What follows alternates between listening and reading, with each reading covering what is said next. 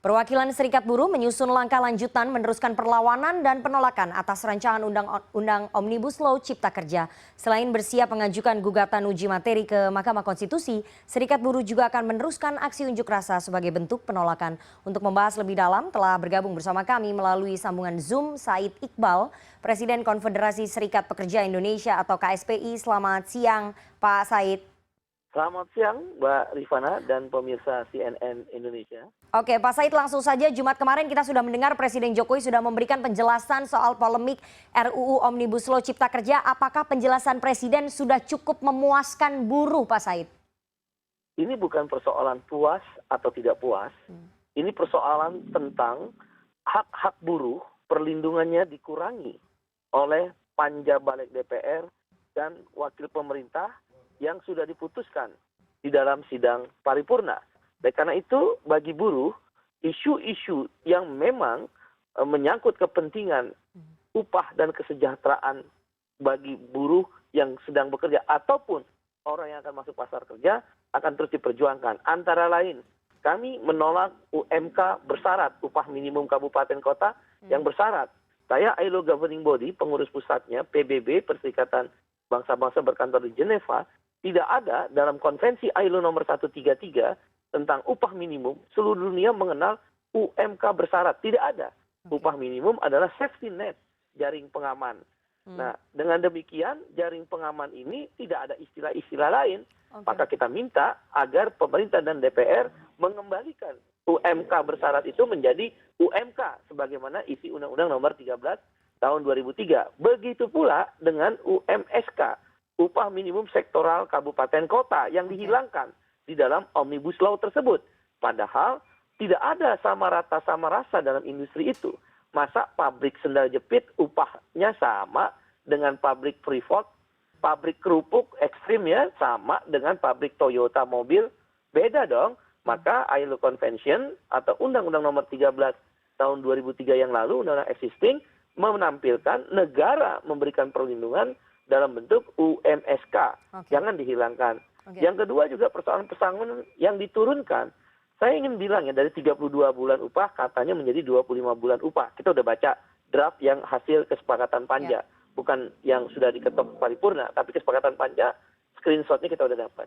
Mbak Rifana dan pemirsa CNN TV Indonesia, itu adalah 32 bulan upah, tidak ada itu. Jadi yang ada adalah 16 bulan upah. Kita ikut Undang-Undang nomor 13 2003 ya, bukan argumentasi yang dibangun oleh pemerintah atau DPR. Sayang DPR saya nggak cerdas. Di situ dikatakan pesangon itu ada 3 komponen. Uang pesangon, uang penghargaan masa kerja, dan uang penggantian hak. Uang pesangon saya ambil contoh, 8 tahun masa kerja lebih, mau 10 tahun, mau 12 tahun, mau 30 tahun, itu 9 bulan upah. Kemudian ditambah uang penghargaan masa kerja, kalau kita katakan ambil 8 tahun masa kerjanya, maka itu adalah 4 bulan upah. Berarti 9 tambah 4, 13. Ditambah uang penggantian hak 15% dari 13. Katakanlah 3 bulan upah. Maka total adalah 16 bulan upah. Mana ada 32 bulan upah?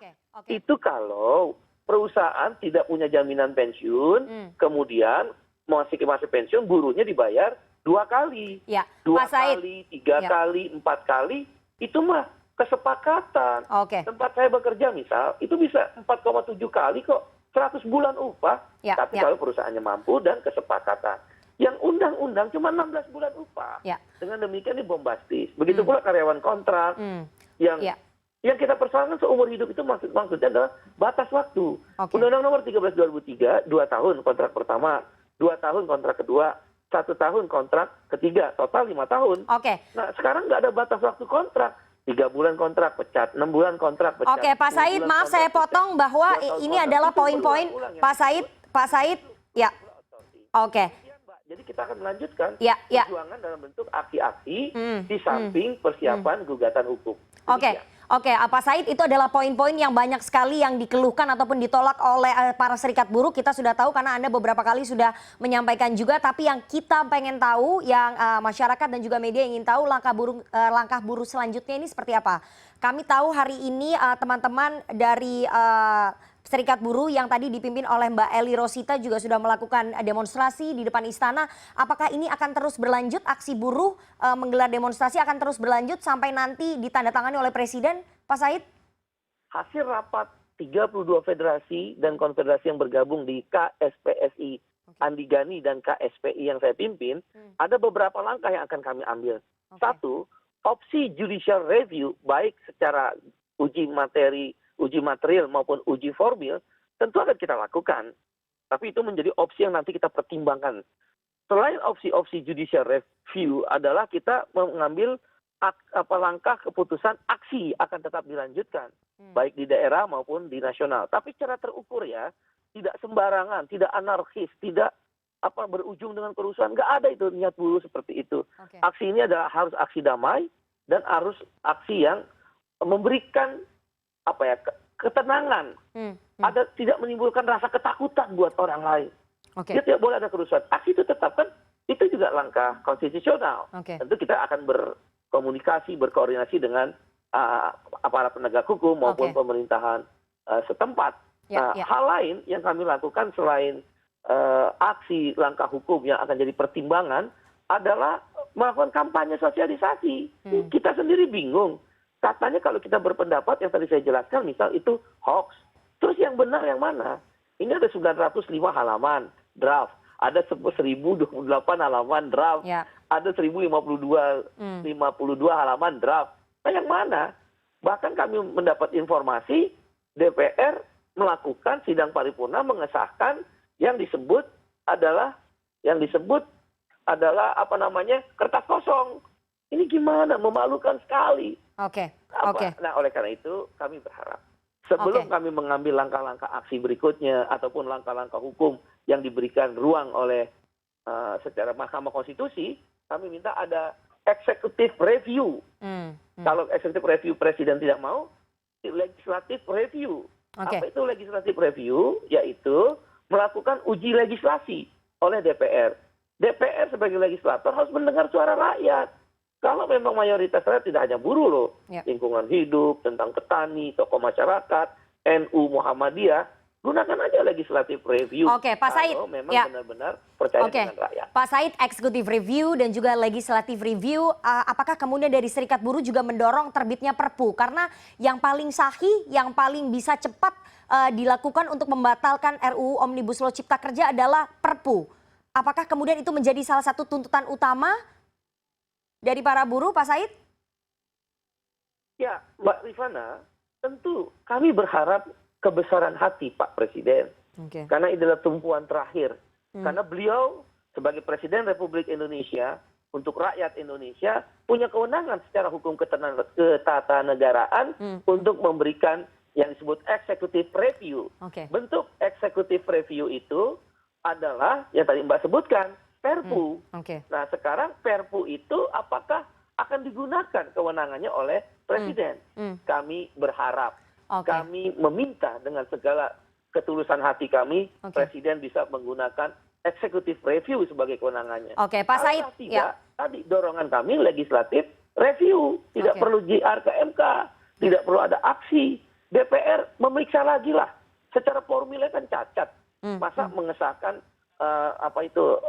kertas kosong dalam sidang paripurna. Saya ingin mengatakan begini ya Mbak Rifana, kami kaum buruh bersama Presiden Republik Indonesia Bapak Joko Widodo setuju investasi itu masuk ke Indonesia, hambatan dihilangkan dan segala sesuatu yang mengganggu investasi tidak bisa masuk bisa diperbaiki. Itu satu bagian yang kita sebut 10 klaster. Tapi kan ada satu klaster lagi, yaitu ketenagakerjaan yang bicara tentang perlindungan. Ini yang kami nggak setuju. Perlindungan untuk buruh atau orang yang akan masuk dalam pasar kerja menjadi buruh, tidak ada perlindungan negara. Masa kontrak seumur hidup, outsourcing seumur hidup, upah murah. Pak Said, saya ingin konfirmasi beberapa informasi yang berseliweran ini sangat penting sekali. Kami berikan tempat klarifikasi untuk Anda. Apakah betul selama dalam proses ini Anda dan juga teman-teman Serikat Buruh dan juga pentolan buruh ini sudah dilobi oleh pemerintah dan bahkan ditawari posisi-posisi di direksi BUMN, Pak Said? Tidak benar. Dan berita itu adalah hoax. Demikian penjelasan kami. Terakhir Pak Said, hari ini sudah ada pihak yang mengajukan gugatan uji materi atas RUU Omnibus Law Cipta Kerja. Apakah itu bagian dari buruh atau itu orang lain saja? Bukan bagian dari kami, bukan dari buruh, maka itulah.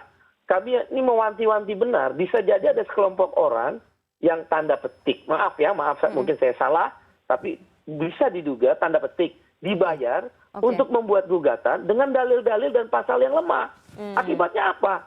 Kalah ketika diadukan judicial review. Nah akhirnya apa bagi kami kaum buruh sebagai legal standing yang kuat? Mau mengajukan pasal yang sama, gugatannya pasti ditolak, kan nggak boleh dua kali. Nah, ini juga kami hati-hati mempelajari benar siapa orang-orang atau kelompok-kelompok yang ingin mengajukan gugatan. Tentu sepanjang itu mengajukan gugatan saling menguatkan untuk menolak Omnibus Law, kita bisa bersama-sama.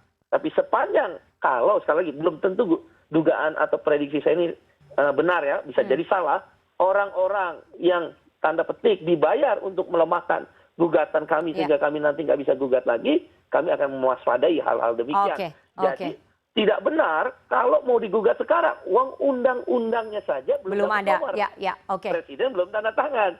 Terlalu sumir untuk melakukan gugatan judicial review pada hari-hari ini. Terima kasih Pak Said Iqbal, Presiden KSPI atas waktunya kepada CNN Indonesia News Hour siang hari ini. Nanti kita lihat bagaimana perjuangan dari teman-teman serikat buruh untuk bisa menyuarakan penolakan atas RUU Omnibus Law Cipta Kerja. Terima kasih sekali Pak Said Iqbal atas waktunya kepada kami siang hari ini.